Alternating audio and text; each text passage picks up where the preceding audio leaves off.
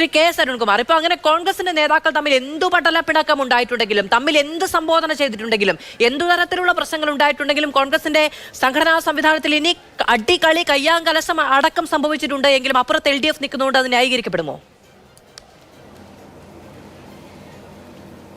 ഇവിടെ ഒന്നിച്ചു നിൽക്കാൻ വേണ്ടിയിട്ടാണ് വയനാട് ചുരം കയറിയത്. ആ ചുരം കയറി 2 ദിവസം കഴിഞ്ഞ് തിരിച്ചിറങ്ങുമ്പോൾ അങ്ങനെ പരസ്പരം തല്ലി തീർക്കുന്നതാണ് നാം കണ്ടുകൊണ്ടിരിക്കുന്നത്. ഇപ്പോൾ കോൺഗ്രസിലെ ആഭ്യന്തര പ്രശ്നമാണ്. നേതാക്കന്മാർ തമ്മിൽ പരസ്പരം ആരും ഇത്തരത്തിലുള്ള പ്രശ്നത്തെ നിഷേധിച്ചിട്ടില്ല. ഓരോരുത്തർ അവരവരുടെ വേർഷനിൽ ഈ വിഷയത്തെ അവരവർ കാണുന്നത് വിശദീകരിച്ചു മാധ്യമങ്ങളുടെ മുന്നിൽ.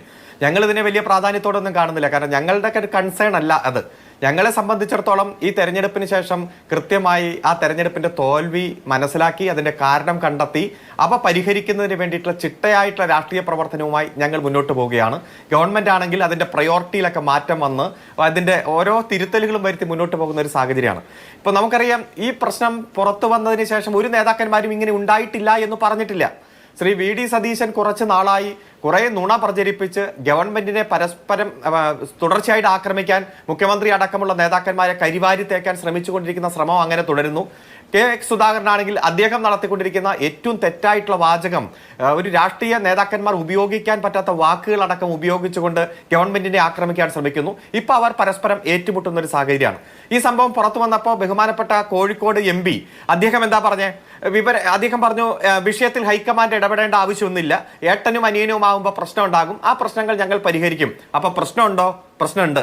അതിനുശേഷം രാജ്മോഹൻ ഉണ്ണിത്താൻ പറഞ്ഞു, പാർട്ടിക്കുള്ളിൽ ഇരുന്ന് ചെവി കടിക്കുന്നവരുണ്ട്, വിവാദങ്ങൾ തെറ്റിദ്ധാരണ മൂലമാണ്, അത് പരിഹരിക്കപ്പെടും. അപ്പോഴും പ്രശ്നമുണ്ടോ? പ്രശ്നം കൃത്യമായിട്ടുണ്ട്.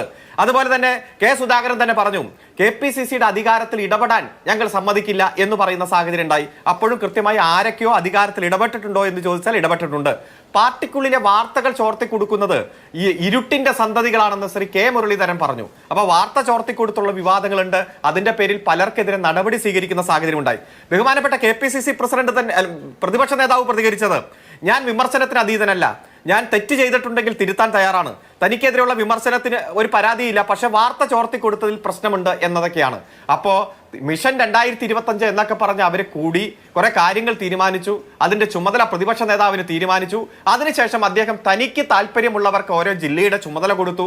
അവരെ ഉൾപ്പെടുത്തി ഒരു വാട്സാപ്പ് ഗ്രൂപ്പ് ഉണ്ടാക്കി, അതിലേക്ക് സന്ദേശങ്ങൾ അയച്ചു. അതറിഞ്ഞപ്പോൾ തന്നെ KPCC എക്സിക്യൂട്ടീവ് പ്രത്യേകം യോഗം ചേർന്നു. ഡൽഹിയിൽ ഇരുന്നുകൊണ്ട് K സുധാകരൻ തന്നെ അതിൽ പങ്കെടുത്തു. ഇത്തരത്തിലുള്ള തീരുമാനങ്ങളൊക്കെ റദ്ദാക്കി KPCCയുടെ ഒരു സമാന്തരമായിട്ടുള്ള പ്രവർത്തനം നടത്താൻ പ്രതിപക്ഷ നേതാവ് നടത്തുന്ന ശ്രമത്തെ അപ്പൊ തന്നെ കൂച്ചുവിലങ്ങിടുന്ന സാഹചര്യം ഉണ്ടായി. ഇപ്പൊ ഈ മിഷൻ 2025 തീരുമാനം വയനാട്ടിൽ എടുത്തിട്ട് ആ തീരുമാനം ജില്ലയിൽ പോയി നടപ്പാക്കാൻ ചുമതല സ്വയം ഏറ്റെടുത്തിരുന്ന പ്രതിപക്ഷ നേതാവ് തിരുവനന്തപുരത്തടക്കം പലയിടത്തും പങ്കെടുക്കാത്ത സാഹചര്യം എല്ലാം നാം കാണുകയാണ്. അപ്പോ പരസ്പരം അങ്ങ് ഏറ്റുമുട്ടി പോകുന്ന ഒരു സാഹചര്യത്തിൽ ഈ പറയുന്ന പബ്ലിക്കായിട്ട് പറയാൻ കഴിയാത്ത വാക്കുകൾ ഉപയോഗിച്ച് അങ്ങോട്ടും ഇങ്ങോട്ടും തിരിച്ചുണ്ടായിട്ടില്ലെന്ന് ഞാൻ വിചാരിക്കുന്നു. അപ്പോൾ അങ്ങനെ സംബോധന ചെയ്താൽ പോലും ജനങ്ങൾ 1.5 ലക്ഷം വോട്ടിന്റെ ഭൂരിപക്ഷത്തിൽ ജയിപ്പിക്കാൻ തയ്യാറാണ്. കാരണം അപ്പുറത്ത് LDF നിൽക്കുന്നു എന്നുള്ളതാണ്. അല്ലല്ല, അത് പ്രവർത്തന മികവ് കൊണ്ടോ, ആ പ്രവർത്തന മികവിൽ ആകർഷകരായിട്ട് ഈ കേരളത്തിലെ ജനങ്ങൾ അങ്ങ് വോട്ട് കുത്തിക്കൊടുത്തതല്ല. കേന്ദ്രം 10 വർഷമായി ഭരിച്ചുകൊണ്ടിരിക്കുന്ന NDA സർക്കാരിനെ താഴെ ഇറക്കാനുള്ള ഒരു മാർഗം ആ ഇന്ത്യ ചേരിയുടെ ഭാഗമായി ലീഡ് ചെയ്യുന്ന കക്ഷി എന്ന രൂപത്തിൽ അങ്ങ് കുത്തിക്കൊടുത്തതാ. 2019 അത്തരത്തിൽ കുത്തിക്കൊടുത്തല്ലോ. ഇതേ വോട്ടിംഗ് ശതമാനം, ഇതിൽ കൂടുതൽ ഇപ്പോൾ കോൺഗ്രസിന് കിട്ടിയിരിക്കുന്ന UDFന് കിട്ടിയതിൽ 2.5% കൂടുതൽ വോട്ട് 2019 കൊടുത്തതാ. മാസങ്ങൾക്ക് ശേഷം നടന്ന പഞ്ചായത്ത് തെരഞ്ഞെടുപ്പ് 2020 ഡിസംബർ മാസം 16 റിസൾട്ട് വന്നപ്പോൾ 6 കോർപ്പറേഷനിൽ 5ലും LDFന്റെ കൊടി പാറി പറന്നു. 946 ഗ്രാമപഞ്ചായത്തിൽ 600 ഗ്രാമപഞ്ചായത്ത്, 14 ജില്ലാ പഞ്ചായത്തിൽ 12 ജില്ലാ പഞ്ചായത്ത്, 153 മുനിസിപ്പാലിറ്റികളിൽ ഭൂരിഭാഗം മുനിസിപ്പാലിറ്റി, ബ്ലോക്ക് പഞ്ചായത്ത് എല്ലാം തൂത്തുവാരിയത് നമ്മുടെ മുന്നിലുണ്ട്. അതുകൊണ്ട് ഈ ഒരു ലോക്സഭാ തെരഞ്ഞെടുപ്പ് പലപ്പോഴും കോൺഗ്രസിന് അനുകൂലമായിട്ടുള്ള വിധിയെഴുത്തുണ്ട്. അത് ഇപ്പുറത്തെ LDF ആണോ എന്ന് നോക്കിയിട്ടല്ല. ഞങ്ങൾ കൃത്യമായി പഞ്ചായത്ത്